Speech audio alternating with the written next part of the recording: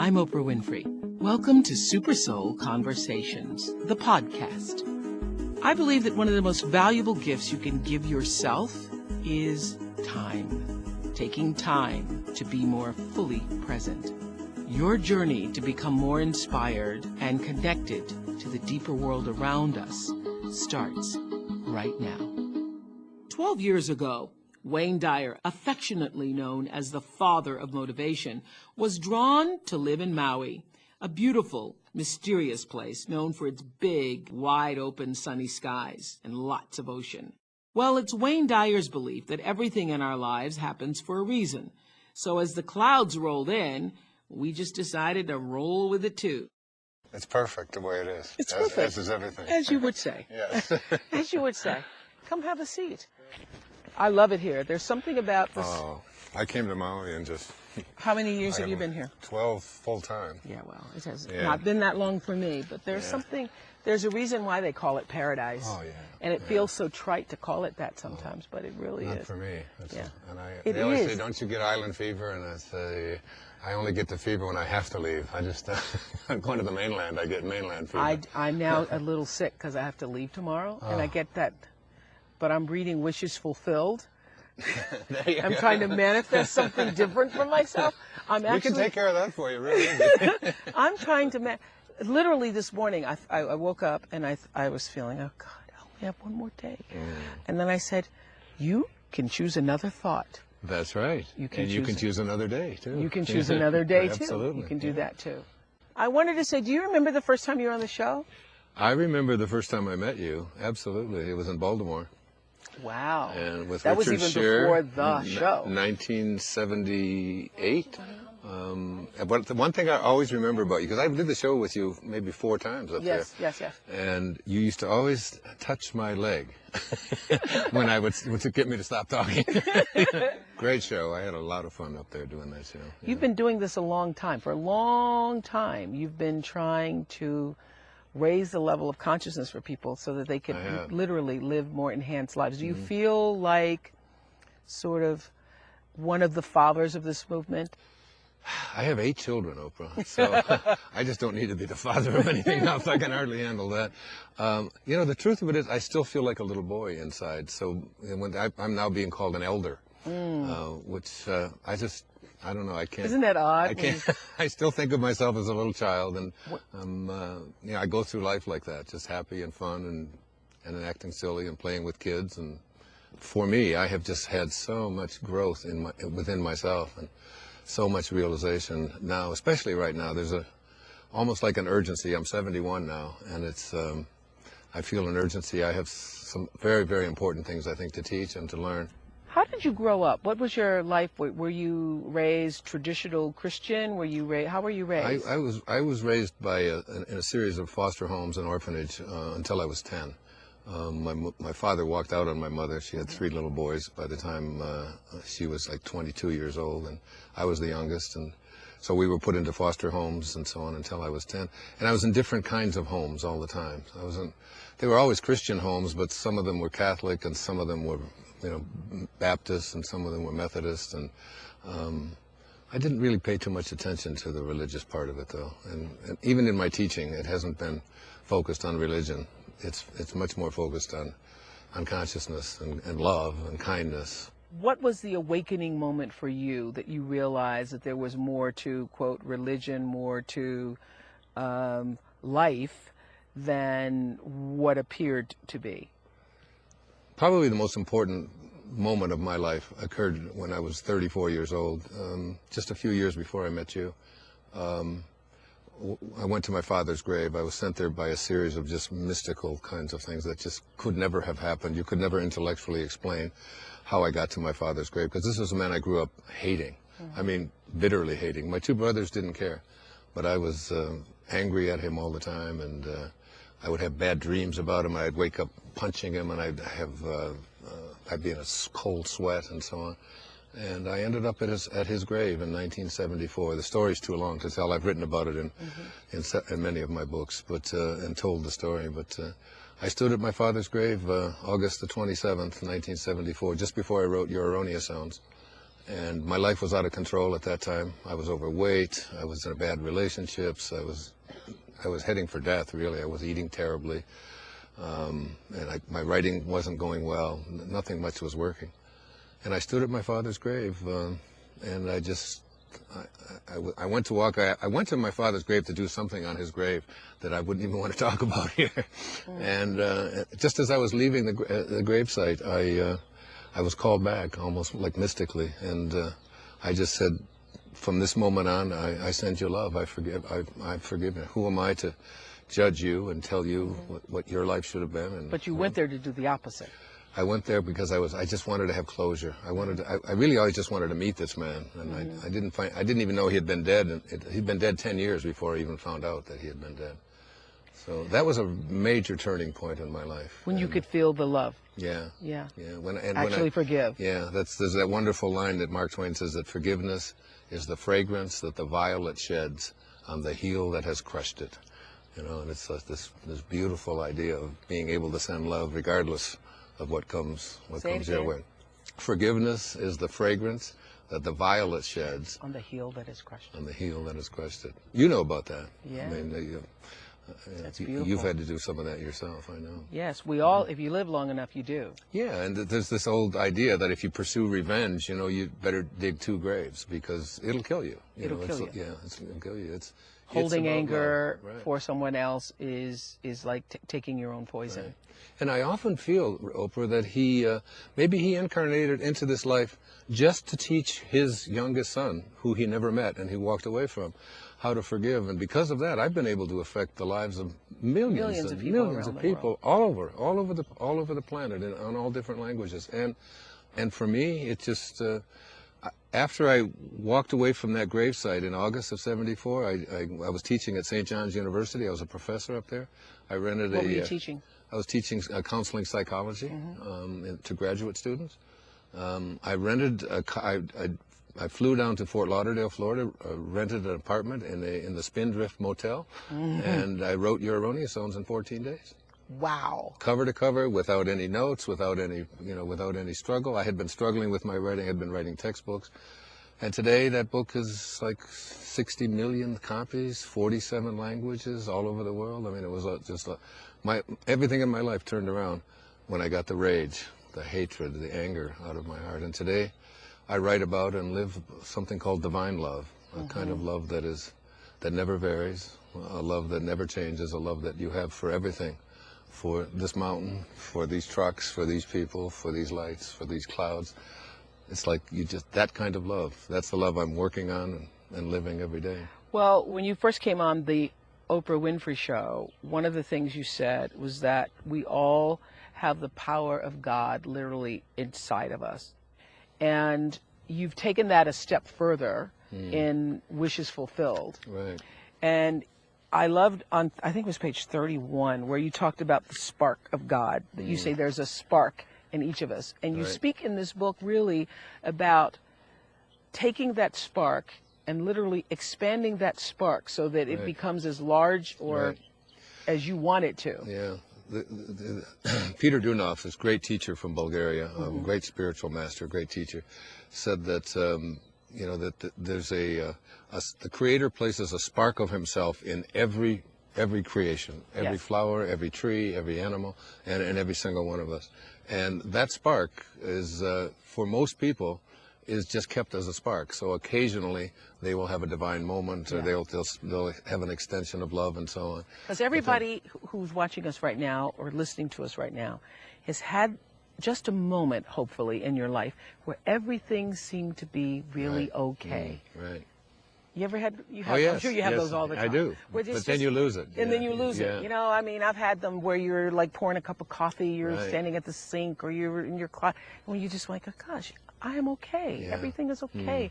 And I'm really not just happy, but content and at one with everything. Everybody's, I think, had a hint of that, but can't hold on to it. What you're saying in Wishes Fulfilled is that you can hold on to it. Yeah, and you can expand that spark. That spark. And that you can expand the spark. The spark doesn't. The spark is like a dot in your humanity. Let's say I weigh 200 pounds. You know, it's a tenth of an ounce. This little spark. It should grow to a chunk, to a piece, to it gets as big as a soccer ball inside of you. So that all you have to give away is love. That you become this. Until you get to the point, I call that the higher self. So you had me in the spark of God in you. Right. You had me when you were describing, if you will, for our audience now, the cup of the ocean in relation to the ocean. Want to talk about that? Well, if it's just a good metaphor. The ocean is God. Let's say and you take a cup and you reach it into the ocean. You say, what do I have here? Yes. What I have here is a glass of God. It's not as big, it's not as strong, but it is still altogether God. This whole thing is altogether. That's right. If you take a cup of ocean water from the ocean, it still has the ocean. Now, if I take it over here and I pour it over here and I watch it, what will happen is it will evaporate, change form, and where will it go? Out into the air, and then, well, there are the clouds. And then back to its source. It will return to its source. Right. While it is separated from its source, that's the ego. That's the part of us that believes that we are what we do, what we have, what other people think of us. We believe we're the vapor, we believe we're the cloud. Right, we believe all of that. Yes. All of the stuff, what Muktananda called the false self. Yes. The part of us that comes to believe that who you are is what you accumulate, what you accomplish, what your reputation is. You're separate from everyone else. And when you stay separate from God, you lose the power of God. When you return to the source and become one with it, you gain all of the power of the source. Let's say you're sitting here and you're 58 years old. Yes. Okay. Let's say I am. I know, because you are. Okay. And so now, you make 71 look so good. I don't mind 58. It's great. How many bodies have you been in just since you incarnated in 1954, you know, in Mississippi? How many bodies? You were in one this big? Okay, I did love that. I love that in the book, too. I underlined that. That's one of the things I underlined. And you were in a 10-year-old body, and... No, let's start with you said you were in the baby body. You were in a baby body? Yes. And then you were in a little toddler body, and then in a little preteen body, yes. You know, it's like, and then you were in a teenage body, and you were in a 20-year-old body. You have pictures to prove it. Yes. But where is, I was in a 20-year-old body, a beautiful one. I had curly hair. I was, you know, it was like, yes. I was cute, okay? You're still cute, Wayne. There's not one cell left of that body that I was in when I was 20 years old. And I really believe that that's who I was at the time. I do find that fascinating. Okay. I'm going to give you that. Okay. I'm giving you that. I did find that fascinating. Yeah. So who I am is that which just keeps occupying new bodies. You talk about it all the time. It's your soul. Yes. But the soul is the part of us that is infinite. Yes. It's not finite. If it was finite, it would end someplace and it would begin someplace. But it's not. You can't touch the soul. You can't get a hold of it. Actually, when I read that sentence in your new book, Wishes Fulfilled, it's really early on. It's like in one of the early pages about the bodies and how you left the bodies. I felt great. I just got a real sense of comfort from that because I actually sensed for the first time, oh, you're just going to move out of this body and move on to whatever that next plane is. Yeah, yes. Right. Is that how you see death? Yeah. Absolutely. I mean, I don't even think there is such a thing as death. I think it's all an illusion. You're just going to drop this body. You just take off an old shoe. Yeah. So that who we are is the part of us that is infinite, the part of us that never stops. And this isn't just my thoughts about it. I can't identify with this body. The body I'm in right now, I think is me. I think it's real. But tomorrow it'll be a different body and another. So it's learning to focus on the inner instead of the outer. All of our sense of what reality is based upon our senses, what our eyes and ears tell us, what the internet tells us, whatever. We think that that's what's real. But all of that, everything that materializes, dematerializes. So let's talk about the manifestation of your wishes, being able to create using that spark. Right. Because I'm going to just be the spark and grow the spark. That's right. Just let me be there, Wayne. I will. I love you, no matter. You spark or whatever. Okay. Let me be just a spark. And then how do I then begin to make that spark? Because that was my prayer for myself for my 58th birthday as I sat here in Maui with my girlfriends. And my prayer is to be in the space of God and have the space of God live and breathe through me as I live and breathe through it, and to be in actually what the thread that I get through all of Wishes Fulfilled is that everything that you say, the word alignment is used Right. almost in every sentence. Staying connected to your source. Because it's right. about being in alignment staying with that. the ocean, always Yes. staying with it, not taking the ego, which is separate. So your question is, how do you go about doing it? It was Einstein's question when they would ask him about quantum physics. Yes. His response was always, it's all details. Yes. I just want to learn to think like God thinks. So how does God think? You know, and it's like the great teacher Vivekananda, who was Paramahansa Yogananda's great teacher, who Yes. came over here early part of the 20th century, and his devotees would ask him this question, you know, how do I do this? Yes. He said, in the springtime, go out and observe the blossoms on the fruit trees. He said, the blossoms vanish of themselves as the fruit grows. Mm-hmm. So too will the lower self, the false self, the ego, Yes. vanish as the divine grows within you. Wow. So it's like all you have to do is begin to think like God thinks. Now, how does God think? Let his mind be also in you. That's what Jesus said. Exactly. Right. Let his mind be also in you. Right. Yes. Yeah. So it's like God doesn't want anything, doesn't take anything, doesn't demand anything. It doesn't get petty. You know, I love to quote the poets. I write poetry myself. And Hafiz, the great Hafiz, you know, he said, even after all this time, the sun never says to the earth, you owe me. Just think what a love like that can do. It lights up the whole world. That's how you do it. It just lights up the whole. All you have to do is give and practice this divine love. I just had a thought. Your new love in your life yes, really, she's sitting right over there. Must really love you, because do you quote poetry all the time too? I write her poetry. You write her poetry? I wrote her. Oh, I write her. That's Yes. what every woman wants, is a man who can write it and then talk it. Yes, yes. And more importantly, live it. Yes, and she does as well. We practice this thing. I mentioned Peter Dunoff, and you look like you're not quite sure of who that name is. Albert Einstein once said that at the height of his popularity in the 40s and 50s, he said, the whole world bows before me. He said, I bow before Peter Dunoff. And Peter Dunoff was someone who was teaching divine love in Bulgaria. He was born in 1864, died when I was 4 years old in 1944. And he said there are three kinds of love. He said there's human love, there's spiritual love, and there's divine love. He said human love varies and changes. You know, so you love somebody one day and not the next, and it's varying and so on. Spiritual love never changes, but it varies. It'll vary in degree and so on. Divine love never changes, never varies. It's all I have to give away. It's just, and you do that not to, and this is what Jesus was teaching us. It's about loving your enemies and not hating, and not, you know, even in the Tao, we did a whole interview years ago on the Tao, and in the Tao it says that every victory in war should be celebrated by mourning, because it shows that we are still operating at these low levels of, you know, who we are is separate from each other. In the second and third chapters of the book, you talk about higher self and being able to tap into that in a way that you ask, I love this, that whenever you're in any given situation, you ask yourself, are you operating from your lower self, your ego, which is edging God out, or are you operating from your higher self? Right. The lower self is always the self that says, what's in it for me? I want more. It's the mantra. The internal mantra is more, more, more. I'm not getting enough. What can I have?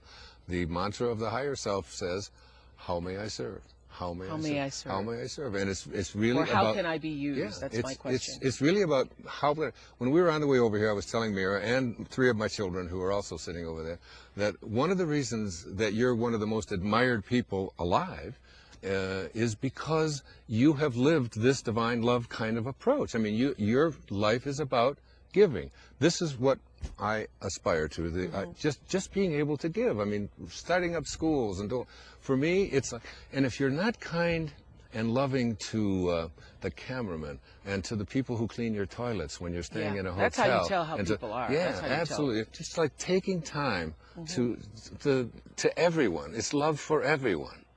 Guess what? Well, you can't guess. I just came back from India. I know you did, with my friend Deepak Chopra. Deepak. Yeah, he called me just before we left. Really? Yeah, and I will tell you, I don't know why this happened to me in India, and it didn't happen to me driving down the Chicago Avenue.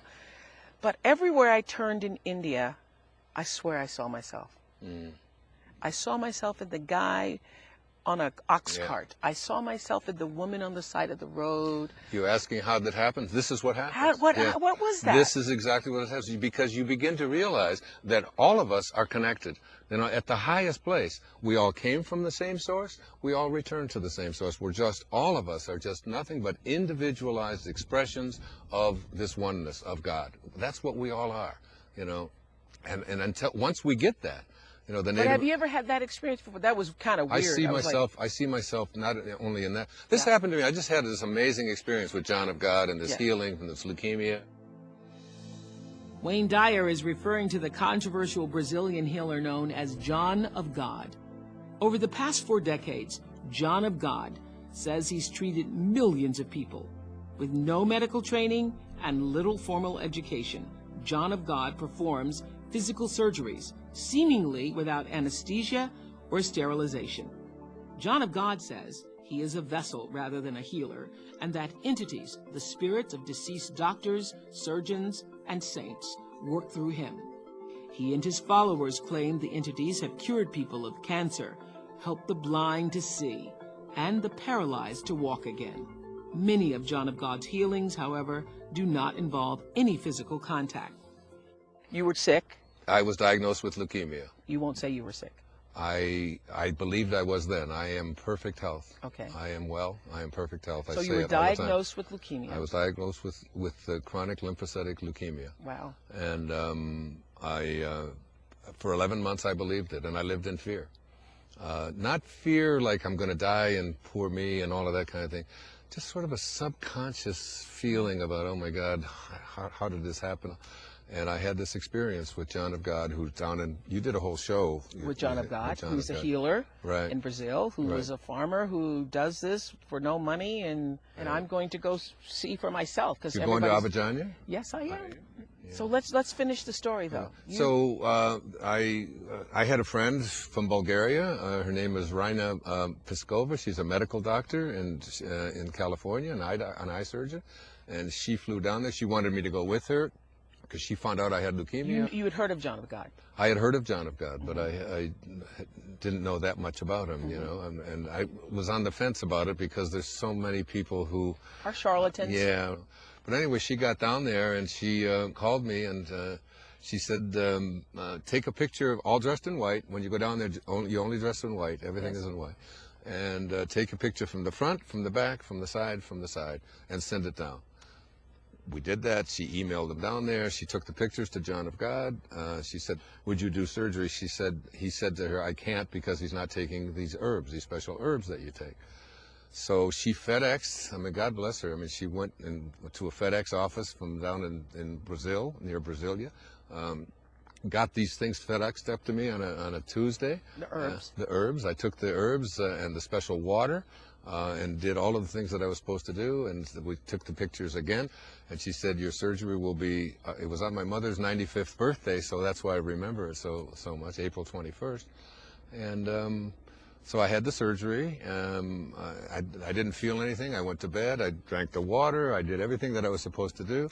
I woke up the next morning, and she called me from Brazil. What do you mean you had the surgery? I don't know, Oprah. I just had the surgery. What do you mean you had the surgery? He's in Brazil, and were you here in Maui? I was in Maui, yeah, different time zones. I know. I was as skeptical as anybody could be about this, you know.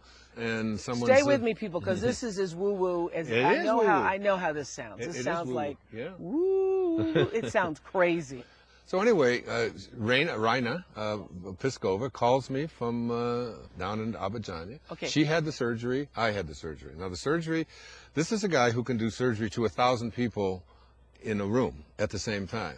This is not. He is not somebody who does the surgery.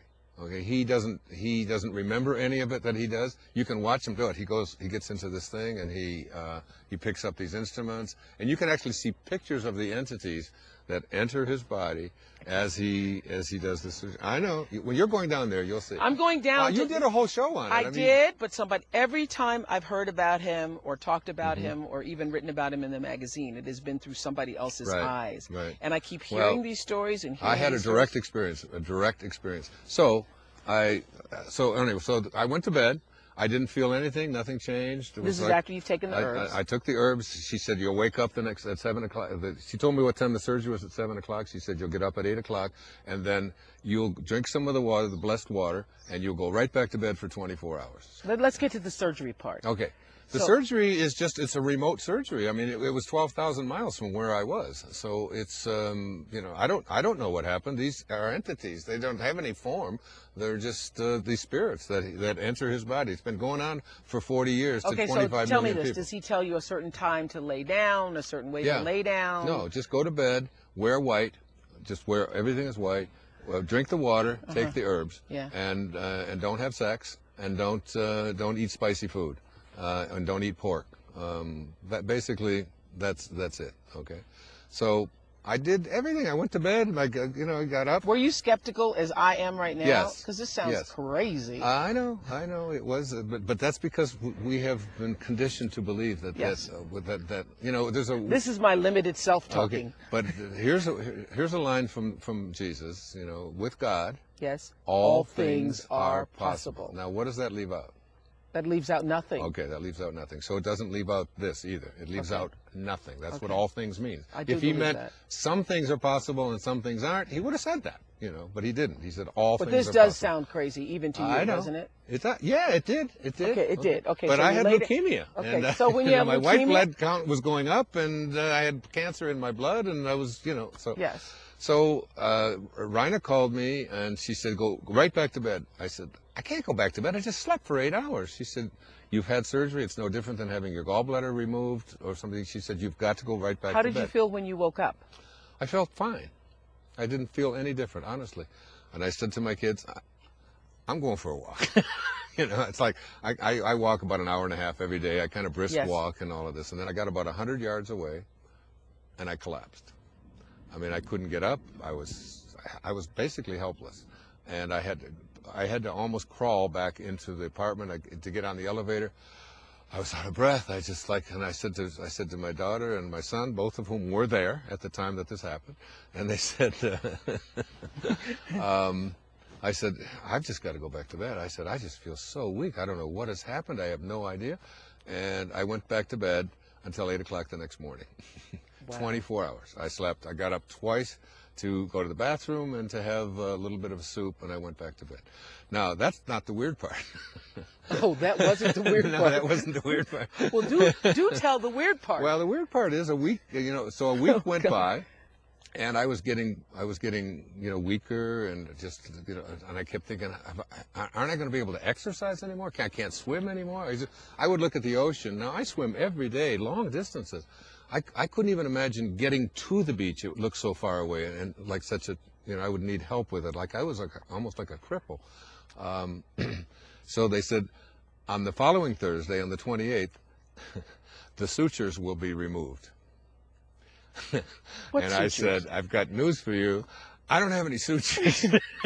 And she said, that's what it's called. Now, when you have leukemia, they don't have sutures. It's in the blood. It's like you do, bone marrow things, but you don't.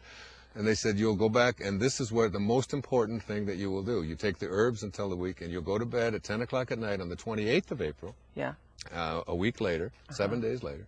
And when you wake up at 7 o'clock in the morning, you will have had the sutures removed, and you'll be on your way to the healing. And these are the kind of things that you have now, to do. What are you thinking when you're hearing this? Are you thinking what I'm thinking right now?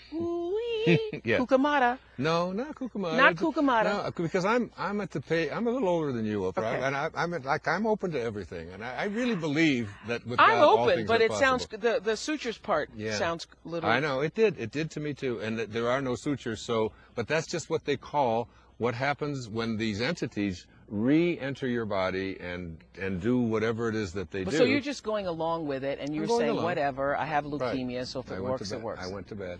I got up the next morning. Yeah. I walked out. My daughter looked at my eye. She said, what happened to your eye? She said, your eye's been scraped, your right eye. There was all kinds of like goopy stuff in my right eye. Like someone had actually gone in, which you'll see when you go down there. That's what they do. They do this kind of scraping of the eye. And my son looked at me, he said, what were you doing back in their bedroom there? He said, you don't have any pupils. Were you doing drugs back there? I said, no, I just got up. I said, but I have never felt I've never felt so loving in my life before. I said, and I looked at my daughter, I said, you just look so beautiful. I put my arms around her. I said to my son, oh my God, I just love you so much. Everything changed, Oprah. He took whatever they did that night when they were in that room, changing my life around. They took the fear out. Everything that is fear cannot be love. Everything that is love cannot be fear. And my birthday, my 71st birthday, was just a few days later. I was in San Francisco, and all I wanted to, it was the most memorable birthday I've ever had. I had a big wad of $50 bills that I went downstairs at the bank and got, and all I did all day long was go to homeless people all over Union Square, right there in downtown San Francisco, and talk to people who were taking, plastic bottles out of rubbish and so on, and telling them their name, putting my arm around them, and putting $50 in their hands or $100 in their hands. And I did it all day long until 4 o'clock the afternoon. I gave away several $1,000s, and I walked back into my bedroom, and I cried. I mean, I was sobbing. What happened to you? What was that? They put divine love into me. Somehow I just feel like I've been in this kind of training since I was a young boy to learn what it is to really live divine love. And it's everything that has happened in my life. Mira, this woman who came into my life shortly after that, we just have had this most loving, divine, amazing experience as two people. Never ever felt like at 71. It's just the most beautiful experience. I've never had anything, but not just there. Everywhere I go, everyone that I see, it's like I put my arms around people now. I send people love. I call people who are in hospitals. I go visit them. I'm giving everything that I have away. It's just been such a dramatic experience. Wayne Dyer's latest book, his 37th, is called Wishes Fulfilled. It's all about the art of manifestation, using your imagination to help make your future dream a present fact. Wayne believes your greatest power resides in the way you use two simple words, I am, instead of saying things like, I am sad, I am sick, or I am unlovable. Wayne suggests to focus on what you wish to be true by saying things like, I am happiness, I am health, I am love. It's a technique he believes has helped him immensely with his leukemia.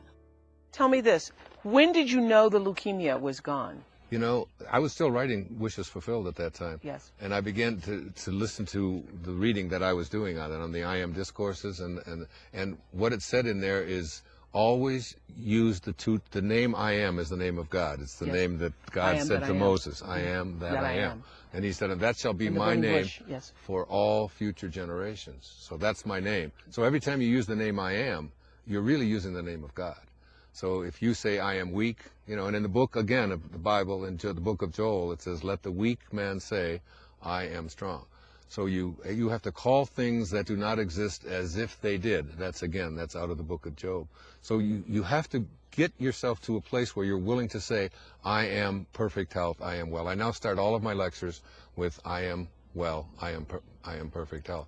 And I don't go back and check my white blood counts. You say this on page 174. I've not partaken of new blood tests and medical evaluations because I trust in what I experienced to such a degree that I need no external validation to assure me that these mysterious mystical events took place.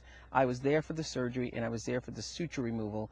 I need say nothing more. Right. And so you now don't do the blood test? I don't do the blood tests. I don't. The oncologist that I was working with agrees with me. He said, just go by how you feel. Because what you don't want is to be indoctrinated by somebody else's idea of what your health is. That's one of the most important things. Is like the Wishes Fulfilled foundations that this book is based upon are placed into your imagination. Self-actualized people. I learned from Abraham Maslow when I was a young doctoral student. You never put into your imagination anything that you do not want to materialize into your life. So you don't put into your imagination something like I am poor, I am depressed, because when Moses was speaking to God, God didn't say, my name is, I hope things work out, or my name is maybe. He said, I am that. I am. Meaning I am that, and I am that, and I am everything. Okay. Mastering the art of manifestation. Right. How is that different from the law of attraction? It's very, very different. Tell me. Yeah. The law of attraction And I'm not here to put down the law of attraction. I think what that work I think the that law has of been attraction and The Secret opened people up to a Right. new way of thinking. Absolutely. It had its flaws because Right. it allowed some people to think that all you had to do was think about a bicycle Yeah. and there it would show Right. up. Yeah. And the key word that you use in here over and over and over again in every chapter is that in order to attract or manifest anything, you have to be in alignment With your source. with your source. With God. With you God. have to be. Yeah, it's about you have to stay alignment. connected to the ocean. That's right. You have to stay Because you connected. can't just sit Yeah. around and wishing Yeah. for stuff. Or So the basic thing that Neville taught me, and a lot of this is from the teachings of Neville, Neville Goddard, who died in the 1970s. He basically said that all of us have within us this amazing capacity to manifest and attract anything that we want into our life. So how we call it, what words that we use, we have to be able to say, in The Secret they say you get what you want, and what is missing. And what Neville said, and what has come to me, and what I got from the I Am discourses, and what I get from the New Testament, which I read before I did it, is that you say, I will attract into my life what I am, not what I want. And I am capable of attracting all things that the source is capable of attracting. So that's the difference. It's like you get what you are rather than what you want. So you want to become. You can't go around and ask these divine beings, angels, whatever you want to call them, who are right here all the time. Always.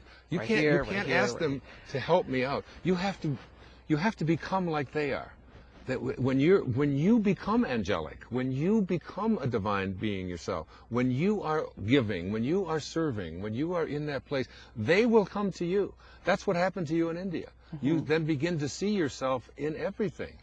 It's like, because it is our goal to reflect the character Right. of God. That's what Right. we're here to do, is to emulate that. And that's what the Tao Te Ching teaches as well. They Yes. call it your original nature. Your original nature is reverence for all of life, gentleness, kindness, and service towards others. That's Lao Tzu, 500 years before the birth of Christ, saying that's our original nature. Yes. Reverence for all of life, gentleness, kindness, service towards others, giving, offering, serving. And when you get to that place where you no longer have any judgment within you towards any of God's children, that means no condemnation, no criticism, no judgment towards anyone, even the Osama bin Laden. But how can we be that since we're here, But we're what- living, we're on Earth, we got problems. Yeah, we but- got our issues. We and- have stuff going on. And if enough of us get this message, Oprah, Yes. if enough of us get it, and that's just what my mission is just to teach people that you are love, you are divine. Put that into your imagination. I am well. I am happy. I am content. I am fulfilled. Even if your senses tell you that you're depressed. One of your people that called me when we did a pre-interview on here said, well, if I'm feeling depressed, I'm supposed to fool myself and say I am feeling well, even you if I'm can depressed? choose another thought. That's Yeah, what I've learned. Absolutely. And it's like you don't say I am depressed, because if you say I am depressed, you connect with depression, and the universal source, God, whatever you want to call it, will align in such a way to offer you whatever it is. More that you depression. Yeah, here's some more depression. I am unhappy. I am depressed. So by placing into your imagination what you want and assuming the feeling of that wish as already fulfilled, you go through your life feeling that. When enough of us do that, we will transform this planet. I'm telling you, it can be done. We're doing it right now. Absolutely. Us sitting here, right here together. It's all part of this perfection. Does wishes fulfill work for stuff, for things? I Yeah. want a new house. I want a car. I want a boyfriend. I want a husband. I want the love of my life. I want to be happy. Does it work for that? Not if you say it that way. Okay. Not if you say I want to be, because saying I want to be, it means I already am not it. What I'm asking you to say is to put into your imagination what it is that you intend to manifest and act as if it already were happening. As it says in the Bible, it's like and he calls those things which do not exist as though they did. As though they did. That's what you have to do. So don't allow anything in your imagination or your consciousness that you really don't want. That's what self-actualizing people, they never do that. One of my favorite poets was William Blake. You've heard this, I'm sure.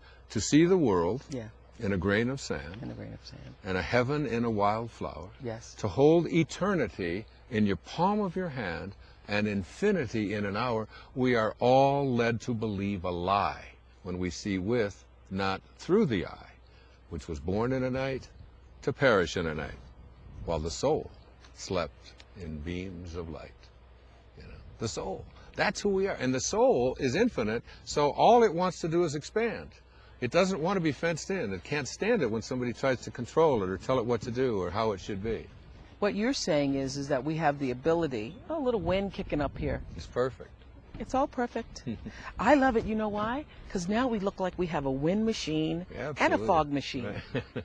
It all just happened naturally. That doesn't bother me at all. I haven't even noticed it. You say, page 73, most common misuse of imagination is stressing what you don't want for yourself. This is the largest category of misusing. It is. Highly functioning, self-actualized people simply never imagine what it is that they don't wish to have as their reality. That's hard, because so many people live in the I don't haves and I wish I had. But as soon as you say it's hard, then I'm so unlucky things don't work out for me. Then your subconscious mind says, "Oh, so you want hard Buys things? into that. You know, so this is difficult." It's not hard. It's not hard to say, "I am content. I am kind. I am happy. I am fulfilled. I am healthy. I am wealthy. I am in a divine relationship," and you just keep saying it, and then you feel it, and you go around feeling it. You don't have to. I understand you got a new iPad. Yes. I love my iPad. I just got one. My kids got me one. Are we supposed to love things? No. Okay, but this iPad knows everything. This iPad knows everything. You can ask any question. But the best thing about the iPad is there's a little feature called trash. I don't know if you've come to this yet. No. Oh, yeah, trash is great. So that anybody that sends you something that you don't want to hear, like leukemia cannot be healed, it's incurable, you're going to die from this, all of that, you just go, psh, trash, and you can watch it. It goes, whoop. Oh, yeah, in the trash can. And the little lid comes up. Yeah, that's right. And then you hit delete. And it's gone. We need one of these in life, you know. Yes, every time somebody says you can't do this, it's impossible, you know, it's like our subconscious mind has been programmed since we were little boys and little girls. Let me tell you, I was 18 years old. I was in the United States Navy for 4 years. I was a radioman. I learned Morse code. When I was 18 years old, I learned Morse code. I can't get it out of my subconscious mind. I mean, if you want the alphabet, it's da da da da da da da da da da da da da. That's the first 5 or 6 letters of the alphabet. It's always there. And so it's like every one of us have got da-dits, da-da-dits, da-da-dits. You can't do this. It's impossible to do that. You can't heal this. It's like it's a John of God, things are impossible. And we instead of just opening up our minds and saying, all things are possible means all things are possible. This guy didn't say it, you know, in a way that wasn't clear.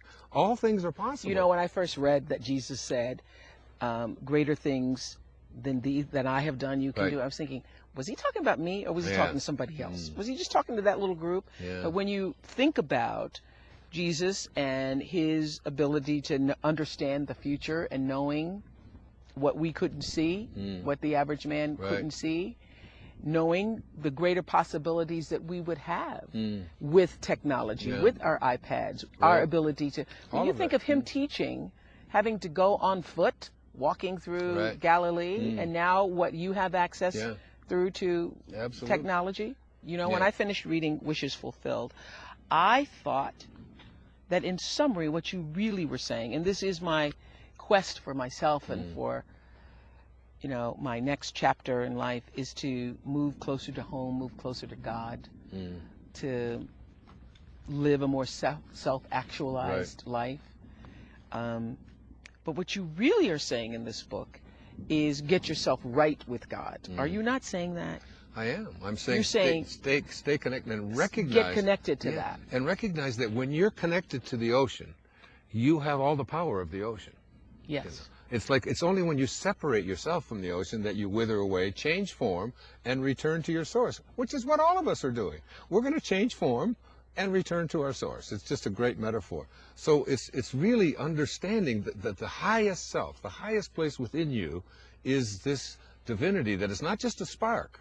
There's a great teacher in India, his name was Patanjali, and it goes way back 2,300 years ago. He said, when you are steadfast, steadfast means you never slip, okay? When you're steadfast in your abstention of thoughts of harm directed towards yourself and others, that all living creatures will cease to feel fear in your presence.